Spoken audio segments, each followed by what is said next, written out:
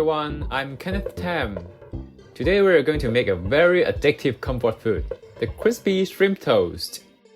Believe it or not, it is not exactly a Chinese dish. It is in fact an early example of Cantonese Western fusion cuisine originated in Hong Kong in the early 1900s, where it was still a British colony. The recipe I'm going to show you today is the traditional way of making shrimp toast. It is extremely simple and can absolutely be done in half an hour.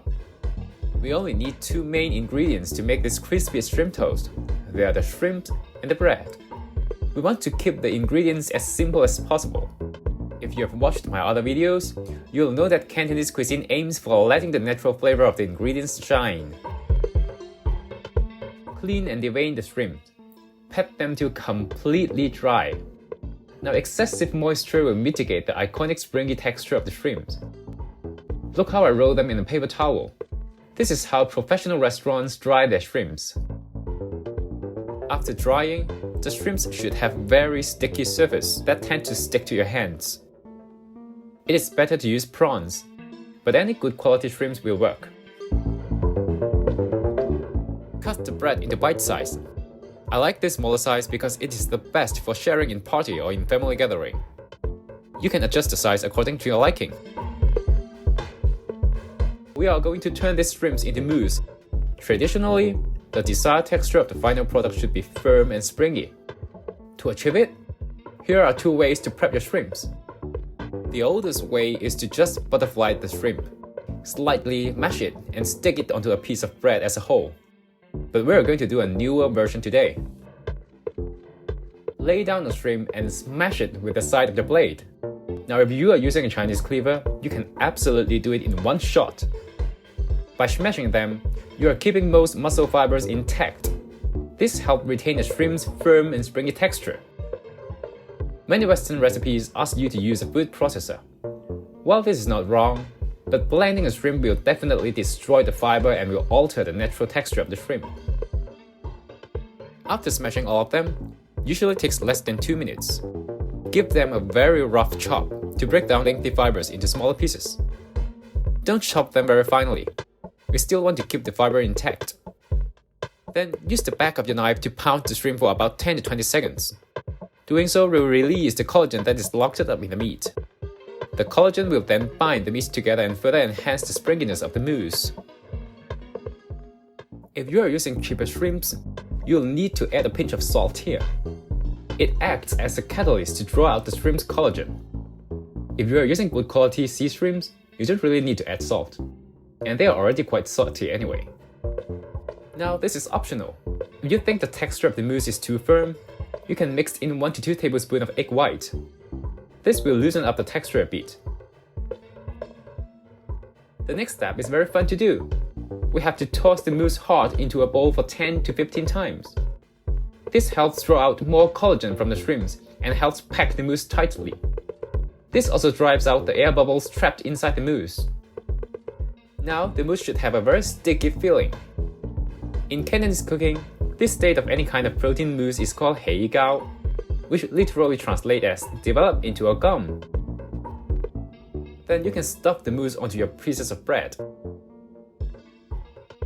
To cook the shrimp toast, we are using a Cantonese frying technique called bun jin za, literally translated as half pan fried, half deep fried. Fill your frying pan with about 3/4 inch of oil, which is about 2 centimeters deep. Turn your heat to low and heat your oil to about 250 to 266 Fahrenheit or 120 to 130 centigrade. This temperature range is called the low oil heat level or 30% heat level in Chinese cooking. If you don't have a thermometer, you can drop a piece of bread into the oil to see if there is any slight bubbling. If there is, your oil is ready. Gently put your shrimp toast into the oil, shrimp side down. Let it sit there for about 1.5 minutes. This sets the shape of the mousse. Then flip the toast and allow the bread to sit inside the oil for another 1.5 minutes. This step is to draw out the excess moisture from the bread and make it crispier. After that, crank the heat up and heat the oil to 350 to 375 Fahrenheit or 180 to 190 centigrade. Flip your toast again, shrimp side down. Fry for 1 minute until golden brown. Then flip to the bread side again and fry for another 30 seconds. The high heat will force out the oil that the bread has absorbed earlier, so that it won't end up very greasy. Don't fry them for more than 30 seconds on high heat.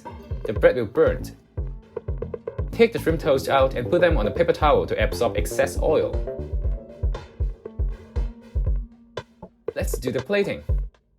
For extra flavor, I'm adding Cantonese XO sauce on top. The shrimp toast is quite versatile. It can carry different toppings. You can make it fancy by adding black truffles or parma ham slices, or make it Japanese by adding sea urchin, salmon roe, sashimi scallop slices. Basically, you can add whatever you like as toppings. Now your shrimp toast is done. Here is a summary. To make this simple, authentic shrimp toast, you should keep all your ingredients simple. Your shrimp mousse should be firm and springy. The bread should be crispy but not greasy. Enjoy your shrimp toast. If you have any question, comment below. If you are serious eaters and want to learn more about authentic Chinese recipes and cooking secrets, subscribe my channel. Also check my other videos for fresh and rarely seen recipes. I'll be uploading regularly. See you next time!